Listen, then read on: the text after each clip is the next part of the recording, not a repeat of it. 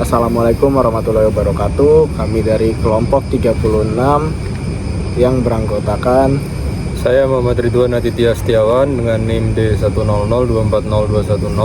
Saya Khalif Pradipa Seto dengan NIM D100240112. Saya Tifa Rizky Wardani dengan NIM D100240190. Saya Najwa Sabila Husna dengan NIM D100240172.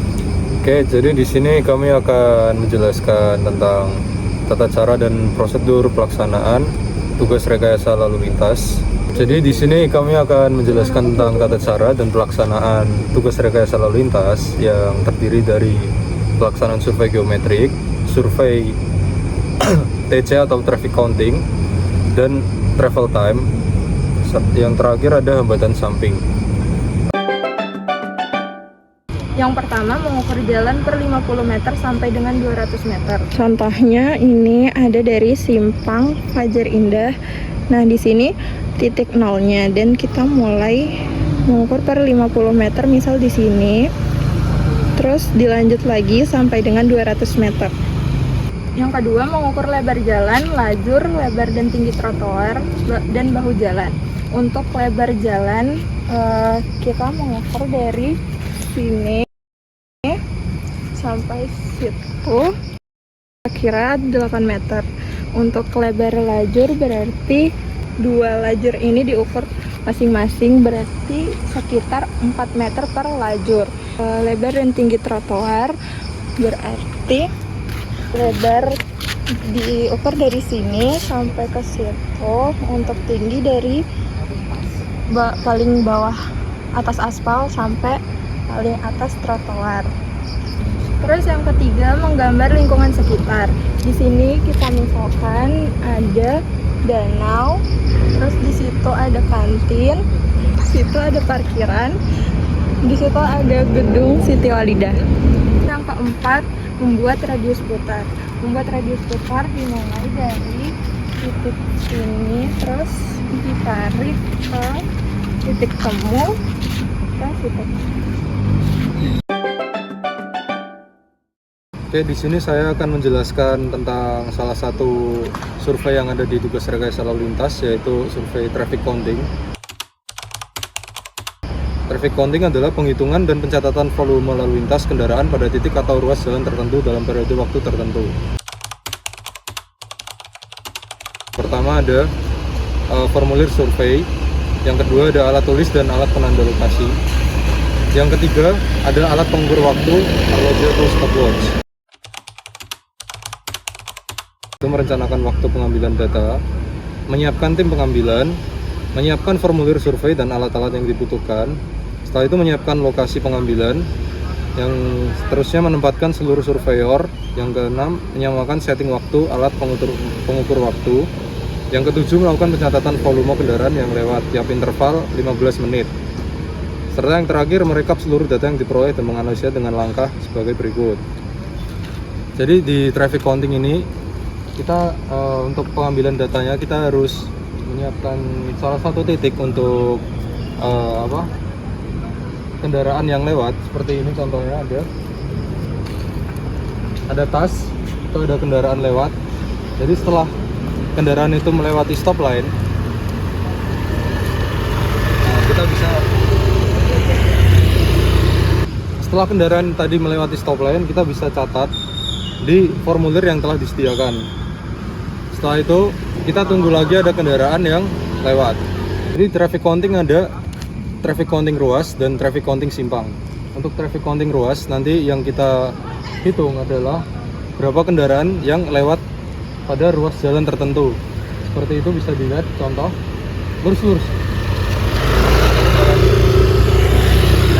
Oke, setelah seperti contoh tadi ada kendaraan yang lurus, bisa kita data untuk traffic counting ruas. Setelah itu ada yang kedua, traffic counting itu ada traffic counting simpang. Traffic counting simpang itu nanti ada traffic counting untuk kendaraan yang belok kanan, belok kiri, dan melakukan belok U atau U-turn. Oke, nah untuk pengukuran traffic counting yang kedua itu traffic counting simpang, nanti kita akan menghitung jumlah kendaraan yang akan melakukan belokan. Nah, sekarang kita akan melakukan traffic counting U-turn atau belokan U.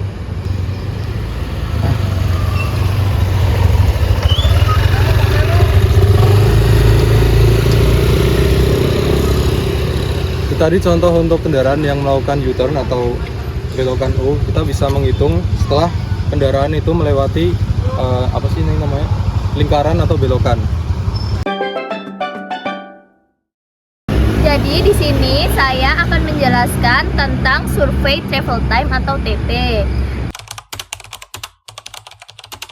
Yang pertama stopwatch, kita bisa menggunakan HP. Yang kedua meteran, ketiga plaster, yang terakhir yaitu formulir dan alat tulis. Pertama, merencanakan waktu pengambilan data saat peak hour atau off peak hour. Yang kedua, menyiapkan tim pengambilan data tiap arah pergerakan, mencakup surveyor, sepeda, motor, mobil, bis, truk, sepeda motor, beca, dan lain-lainnya. Kemudian yang ketiga, menyiapkan formulir survei dan alat-alat yang dibutuhkan. Yang keempat, menyiapkan lokasi pengambilan dan pemberian tanda batas survei pada malam atau dilakukan dini hari saat lalu lintas sepi. Jarak antara dua garis batas L disesuaikan dengan tujuan penelitian. Misalnya, spot pada area zebra cross sepanjang 5-10 meter, spot pada area yang lebih panjang sekitar 25-30 meter. Terus yang kelima, menempatkan seluruh surveyor sesuai dengan posnya 30 menit sebelum survei dilaksanakan. Selanjutnya, menyamakan setting waktu alat pengukur waktu. Yang ketujuh, melakukan pencatatan waktu tempuh tiap sampel, tiap jenis kendaraan yang lewat tiap interval 5 atau 15 selama survei, sesuai dengan tujuan penelitian. Sampel yang diambil harus mewakili populasi yang ada. Dalam hal ini adalah arus lalu lintas yang lewat, mewakili dan representasi yang dimaksud mencakup macam kendaraan yang ada, serta proporsi masing-masing jenis kendaraan.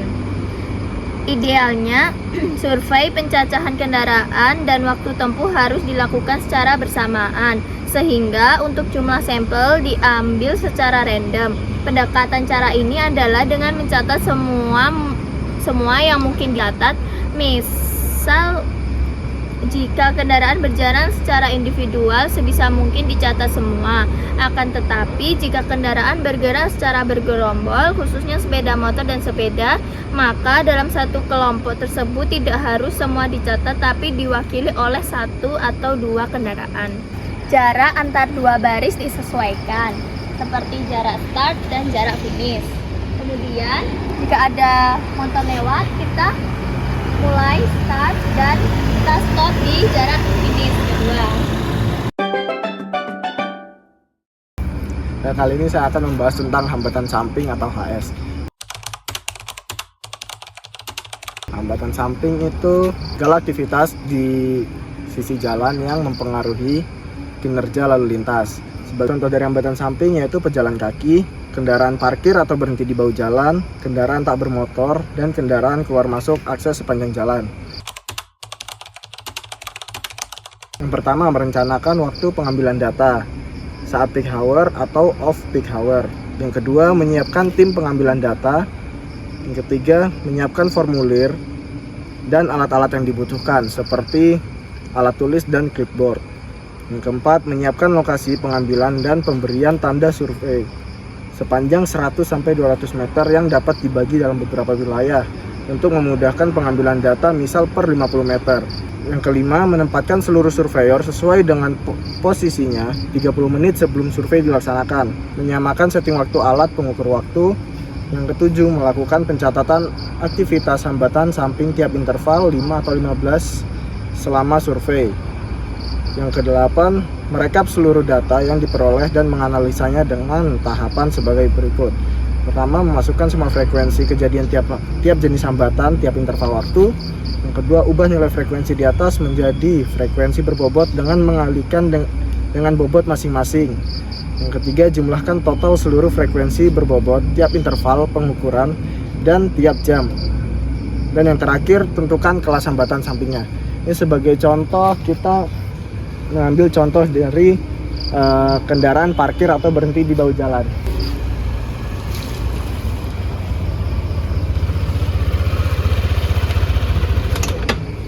Setelah kendaraan tersebut berhenti di sini, kita lalu masukkannya ke dalam formulir survei itu dengan memberi tanda 1 garis Romawi. Lalu setelah contoh dari yang parkir ini, kita ada contoh untuk yang pejalan kakinya juga menyeberang jalan seperti